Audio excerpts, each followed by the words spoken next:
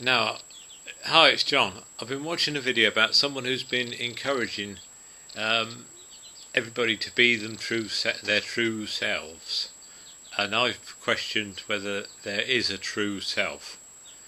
Um, I think what they're getting at is that the true self is um, the unguarded self, the the self that comes out when you've got no social restraint, when you don't have to be particularly polite or uh, uh, um, unoffensive.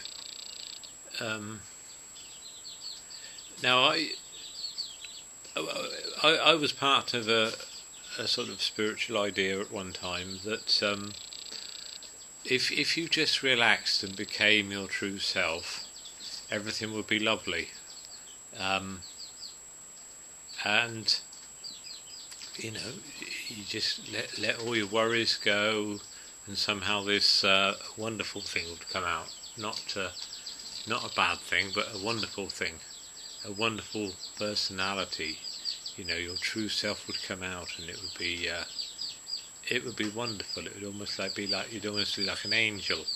You know, a good man made perfect. Um, and I was working with somebody at the time, and I mentioned this to him, and he said, he said if his true self came out, it would be very unpleasant. A very unpleasant manifestation would manifest itself, and he would lose all his friends or colleagues and people he worked with, because he would he would if he let himself go, all these bad things would come out. Um, and of course both could be true in a way, couldn't they? We are very much flavoured by our circumstances and our situation, and I believe that we become different people in the different situations that we find ourselves. And this isn't an original idea. There's a French writer, Albert Camus, and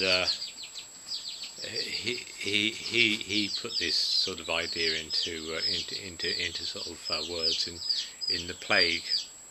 How people change in situations, and I mean, if you think of the horror camps of the Nazis, you know, people would accommodate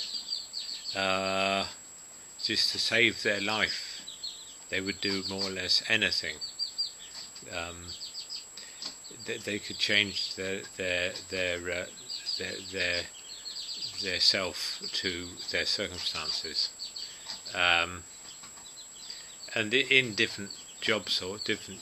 I think you do change. I mean, some people, when they're say they're in Scotland, they get a Scottish accent. When they're in Australia, they get an Australian accent.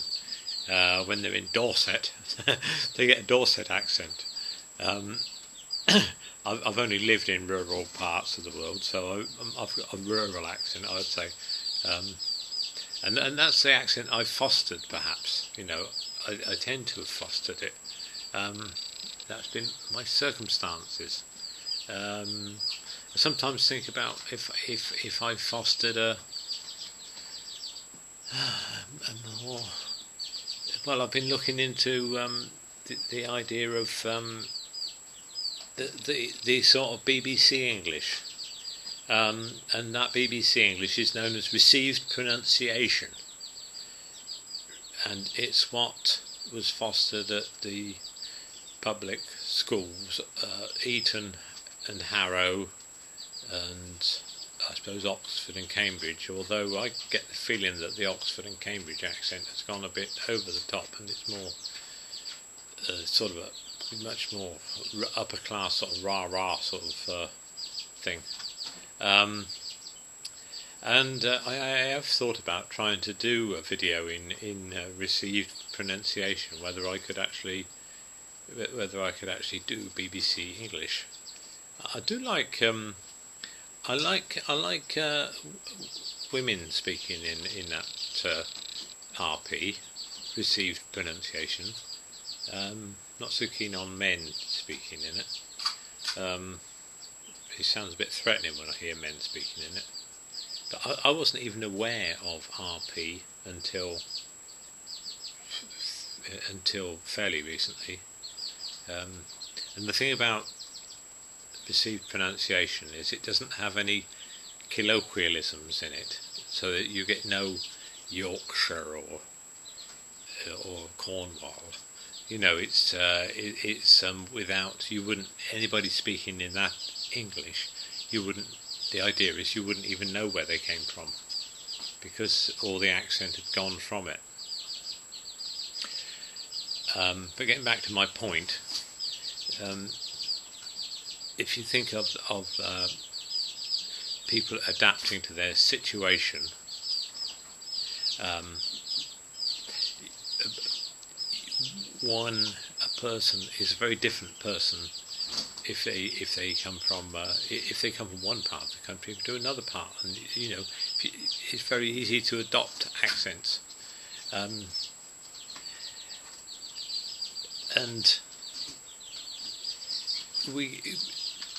each person, we say we do favour the animal part of us, the uncensored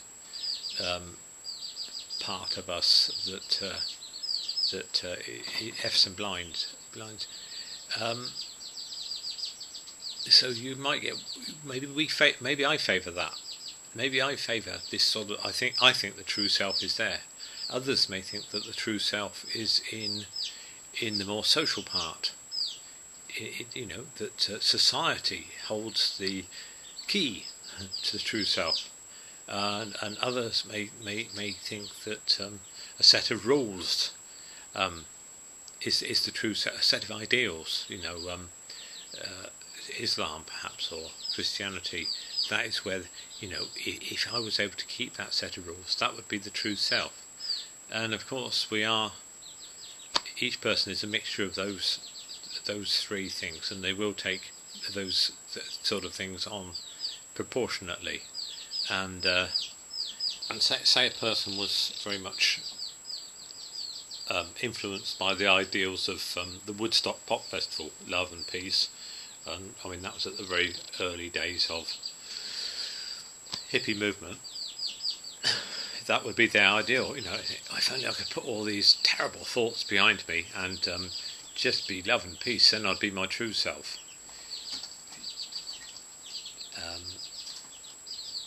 So what I'm saying is we're all a mixture of I would say of the different proportions of whether we take the I'm trying not to use the Freudian terms here, the identity, the deep anger self, or the social self, or the ideal self. We're proportion, percentage, 20%, 40%, another 40%. I hope I made a bit of sense. Anyway, and those percentages could change, and everything can change. So there we have it. Right, bye.